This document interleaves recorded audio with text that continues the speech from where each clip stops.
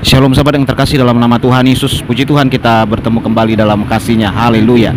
Ya sahabat yang terkasih, ada begitu banyak request di komen-komen video saya yang berkata bahwa, Bang, tolong diceritakan bagaimana bisa orang kepercayaan Nabi Muhammad itu bisa murtad.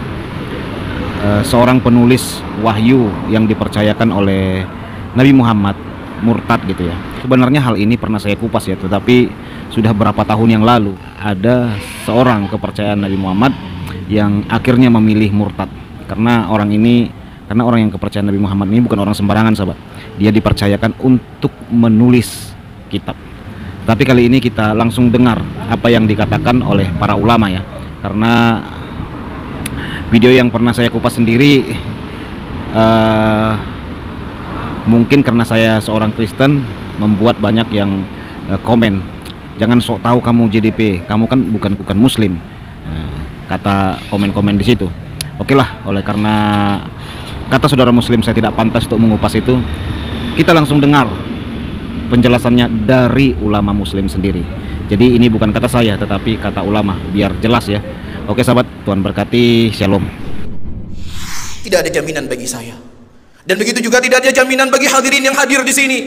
Begitu juga tidak ada jaminan bagi orang-orang yang di luar sana. Jangankan jaminan untuk masuk surga, jaminan untuk mati di atas Islam kita belum pasti, para hadirin yang dimuliakan oleh Allah. Al-Imam Muslim rahimahullahu taala menyebutkan sebuah hadis dari Anas bin Malik radhiyallahu taala anhu, kana rajulun nasraniyan, dulunya ada seorang laki-laki Nasrani yang kemudian dia masuk Islam. Dia melihat wajah Rasulullah sallallahu alaihi wasallam. Dia mengucapkan syahadat di hadapan Nabi Muhammad sallallahu alaihi wasallam. Bahkan dia menghafal surat Al-Baqarah dan dia menghafal surat Ali Imran, dan Nabi sallallahu alaihi wasallam mempercayakan laki-laki ini untuk mencatat wahyu, sesuatu perkara yang sangat agung, sesuatu perkara yang sangat mulia, bukan sesuatu perkara yang sepele. Orang dipercayakan oleh Nabi sallallahu alaihi wasallam untuk mencatat wahyu.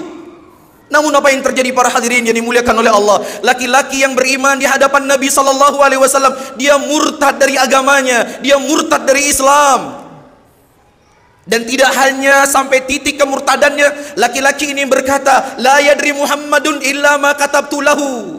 Tidak ada yang diketahui oleh Muhammad itu kecuali apa yang kucatat untuk dirinya. Seakan-akan Al-Quran yang diturunkan oleh Allah Subhanahu wa taala kepada Rasulnya sebanyak 30 juz tersebut, dia yang mencatatnya, dia yang mendiktenya. Itu semua ucapan dia, dan Muhammad itu dibodoh-bodohin oleh dia. Subhanallah, tingkat kekufuran yang begitu dahsyat, padahal mereka telah melihat wajah Nabi Muhammad sallallahu alaihi wasallam. Siapa kita para hadirin dan yang dimuliakan oleh Allah dibandingkan laki-laki ini? Siapa kita? Mungkin di antara kita hari ini masih makan riba, hari ini kita masih berbuat dosa kepada Allah, hari ini kita masih bermalas-malasan sholat. Apakah kita bisa menjamin diri kita bisa mati di atas keislaman? Apakah kita bisa mati dalam keimanan kepada Allah Rabbul Alamin? Abdullah bin Sa'ad bin Abi Sarh, ini agak unik ceritanya nih. Abdullah bin Sa'ad bin Abi Sarh ini, dia adalah saudara susunya Utsman bin Affan. Dia pernah masuk Islam teman-teman sekalian di Madinah.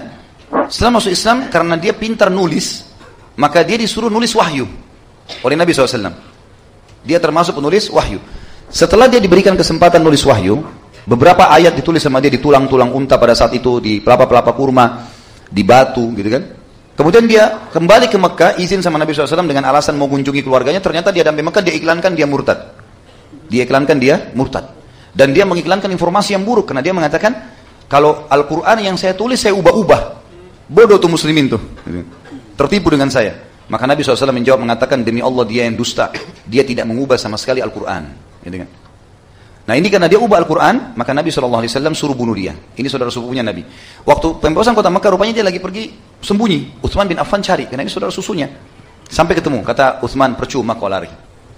Kau masuk dalam 10 orang yang diperintah membunuh, saya nggak akan bunuh kamu, karena kau saudara susu saya.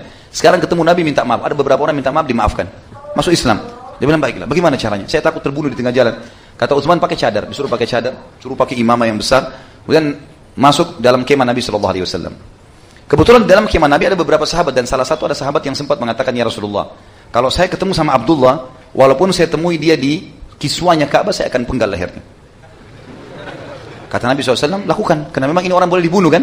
Ini orang boleh dibunuh. Waktu masuk dalam kemah, Utsman langsung bilang, tahu nanti bahaya nih, ya Rasulullah, yang bercadar sebelah saya ini adalah Abdullah bin Sa'ad bin Abi Sarh, saudara sepupu saya, yang pernah masuk Islam murtad. Terimalah Islamnya ya Rasulullah. Lalu Abdullah karena ketakutan, sodorkan tangannya, minta sama Nabi SAW terima Islamnya. Nabi ternyata nggak mau terima tangannya. Nabi SAW tidak terima tangannya, Nabi diam. Ini saudara sepupunya Utsman bin Affan, gitu kan? Utsman yang bawa. Kata Utsman, ya Rasulullah, Abdullah sudah datang mau masuk Islam, terimalah. Bukan sifatnya Nabi nih, Nabi biasanya pasti langsung menerima, gembira gitu kan. Dia ulurkan lagi tangannya, Nabi tolak lagi yang kedua kali. Enggak sama sekali Nabi salaman sama dia. Orang semua bingung, apa yang harus dilakukan? Kenapa Nabi begini? Mereka juga tidak ada yang berpikir untuk ambil inisiatif apa gitu kan. Yang ketiga kali Utsman mengatakan, ya Rasulullah, Abdullah sudah datang mau bertaubat, terimalah. Tolong terima. Gitu. Abdullah ulurkan lagi tangannya, mau salaman sama Nabi, mau minta syahadat. Nabi enggak terima. Nabi tetap diam aja. Nabi enggak kasih tangannya.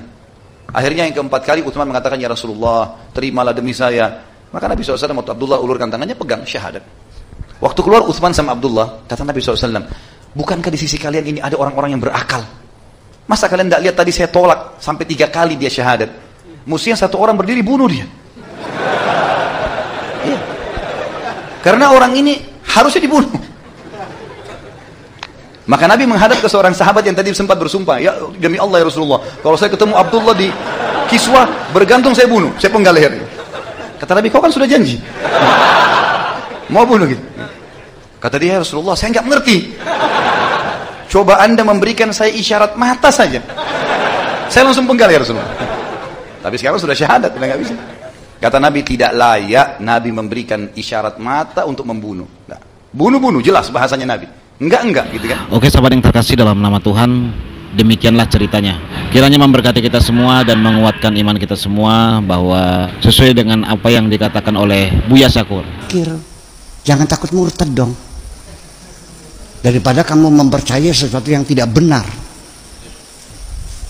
Betul nggak? Oke sahabat, shalom.